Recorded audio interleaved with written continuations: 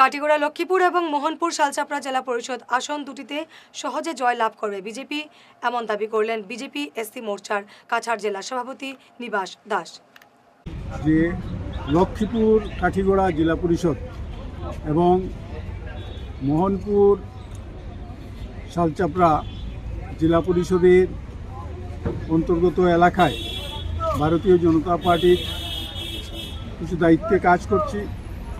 তো আজকে আমি অনেকটা সেন্টারেই এখন পর্যন্ত গিয়েছি এবং সেখানে মানুষের মধ্যে ভারতীয় জনতা পার্টির পক্ষে একটা বিরাট সাড়া আছে এবং এখন পর্যন্ত প্রায় সেন্টারেই 60% মতো ভোট কাস্টিং হয়েছে এবং আমি পুরো আশাবাদী যে বাকি যে সময় আছে অন্তত সব সেন্টারেই 80 থেকে 85% ভোট সেখানে কাস্টিং হবে এবং উভয় জেলা পরিষদেই আমাদের ভারতীয় জনতা পার্টি প্রার্থী লিড করবে, সেটা আমার সম্পূর্ণ বিশ্বাস।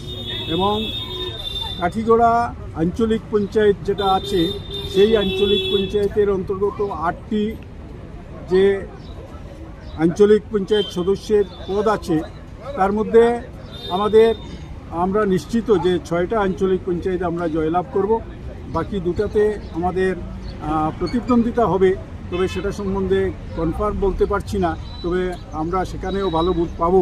নিজের জয় নিয়ে 100% আশাবাদী সিদ্ধেশ্বর জিপির আঞ্চলিক সদস্য পদে বিজেপি প্রার্থী রাহুল কুমার। জয় কনফার্ম। আমি সকাল থেকে সব সেন্টারে গেছি, এখন পর্যন্ত আমার যত কিছু প্লেস আছে সব সেন্টারে গিয়েছি, মানে আমার বিজেপির পক্ষে ভোট পড়ছে, এখানেও পড়ছে। তো জয় তো শিওর, মার্জিনটা কতটুকু হবে এটা বলতে পারছি না, তো মার্জিন মোটামুটি 1 থেকে 1000 হবে, এটা কনফার্ম। ঠিক আছে, ধন্যবাদ। আর বাকি তো এখানে জনতা আছেন, তারা নিশ্চয়ই বলবেন। তো জয় হচ্ছে।